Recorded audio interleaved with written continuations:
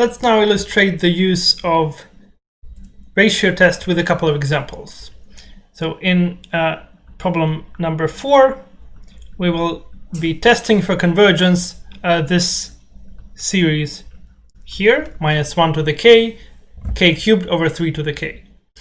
Now, whenever you see an expression that involves power changing with k, it is a good indication that you need to apply ratio test. So whenever you have constant raised to the power that varies with k, and k grows in, say, arithmetic progression, that's an especially promising sign of the fact that ratio test will be appropriate here. So indeed, let's look at the ratio ak plus 1 over ak. So according to the ratio test, we need to take the limit of this expression with k going to infinity. But before we do that, let's just simplify this expression first. So if we plug in k plus 1 in place for k, this is what we see. This is the expression for a sub k plus 1. Now for ak, we have minus 1 to the k cubed over 3 to the k. So first, it is useful to observe that whenever we have a power of minus 1, it is cancelled out by the absolute values. So these two factors are of no consequence as long as we apply absolute value on the outside. Now, once we cancel these two factors, everything else is positive, and so now there is no need for absolute value. We can just write the expressions themselves. So we have k plus 1 cubed divided by 3 to the k plus 1 times 3 to the k over k cubed. So now clearly, again, there is cancellation. 3 to the k is cancelled with 3 to the k here, and I end up with k plus 1 cubed divided by k cubed times 3, because one of the 3's here survived the cancellation. And as you can see, I can divide through by k cubed, which is the leading order of k in this expression, and I have 1/3 multiplied by 1 plus 1 over k, and then everything cubed. So this expression here comes from dividing through this ratio here. And of course, the highlighted part will go to 1 when k goes to infinity, because the expression under the cubic power goes to 1 when k goes to infinity, and the cubic power is a continuous function. So it remains to compute this limit. K goes to infinity, ak plus 1 over ak, and that is the limit k goes to infinity of this expression here.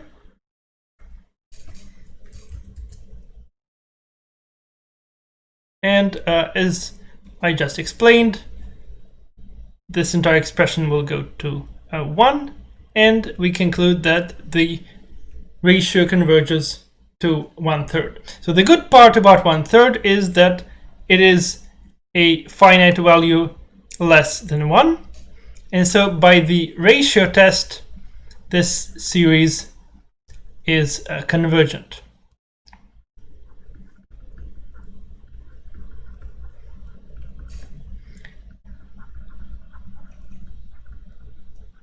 And so we have successfully answered the question of convergence of the series. We have determined that it is convergent.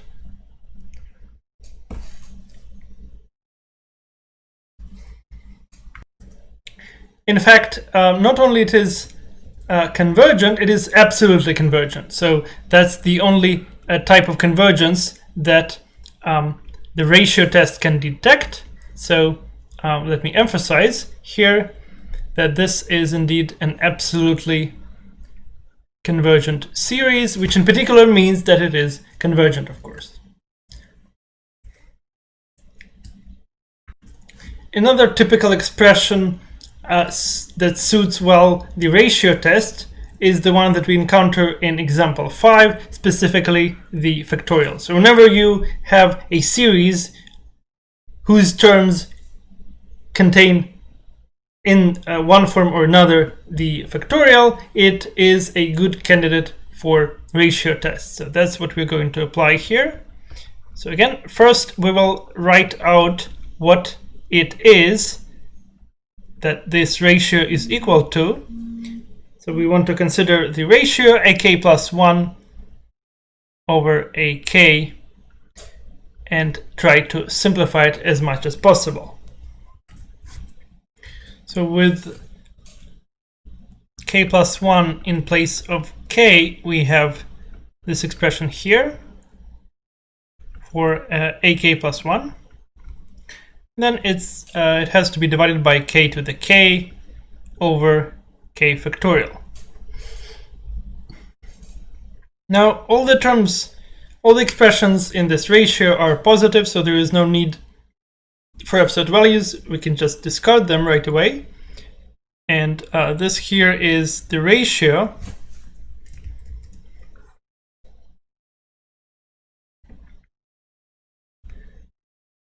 of the following form. Now, what is k plus 1 factorial? K plus 1 factorial is k factorial multiplied by k plus 1. So we can perform cancellation here to obtain 1 over k plus 1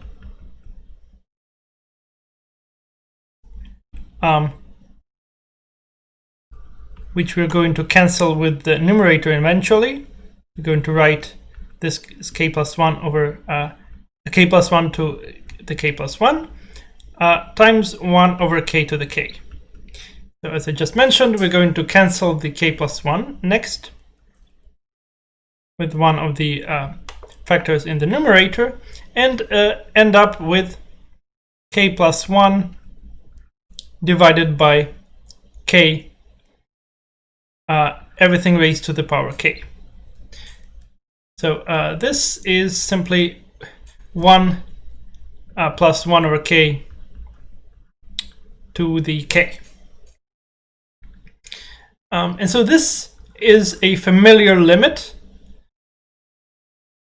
In fact, this is one of the standard limits that you study in Calc 1, for example. So you can check this fact also using L'Hopital's rule, but the idea is that this limit here is equal to e when k goes to infinity.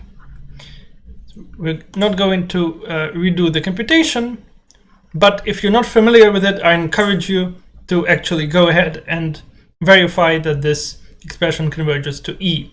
So the way to do it would be to take log of the left-hand side and show that that expression converges to 1. So then obviously by the continuity of the exponential, you will obtain that it's the value of the exponential at that limit converges to, at the values of that sequence converges to e as required. And so the point, however, is that the value that we obtain in the limit is bigger than 1. Right? And therefore, by the ratio test, this series is divergent.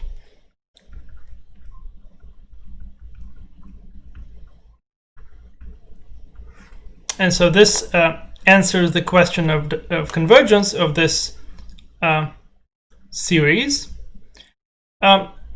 Finally, one last remark would be that there is yet another way to see that this series is divergent. So we could show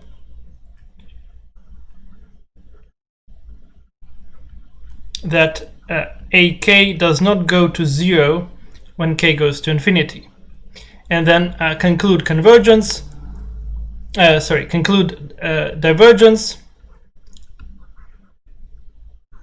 by the divergence test.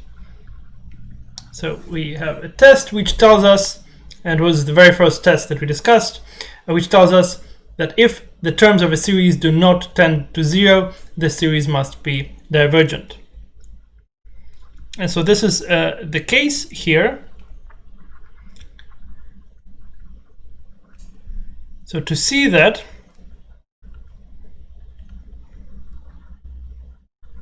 let's look at the limit of a k's. So we have k going to infinity of the following expression. So we have k to the kth divided by k factorial. So I'm going to write the numerator of this quotient as the product of k factors, each of them equal to k itself.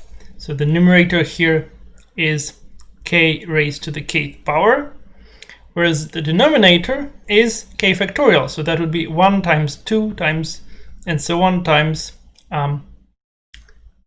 k. And so this quotient, as we have seen, we have actually discussed this exact quotient when we looked at sequences, and we have seen that the way to think about it is, or actually we saw a similar quotient, but maybe not this exact one. But the idea is that you want to group the factors together like so.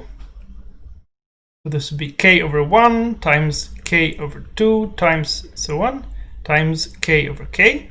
So each of these is at least 1, because the numerator is always at least as big as the denominator, and the very first factor is k. So the conclusion is that this is greater than or equal to the limit k goes to infinity of k, right? Because the first factor is k, and all the subsequent ones are only making this product bigger. They are at least 1.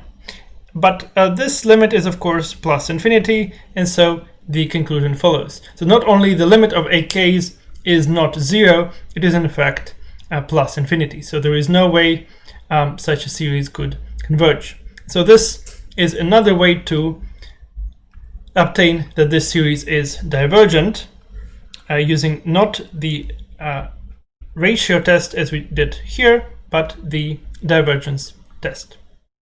But in general, the takeaway from this question is that whenever you see expressions that contain factorials, ratio test is the way to go.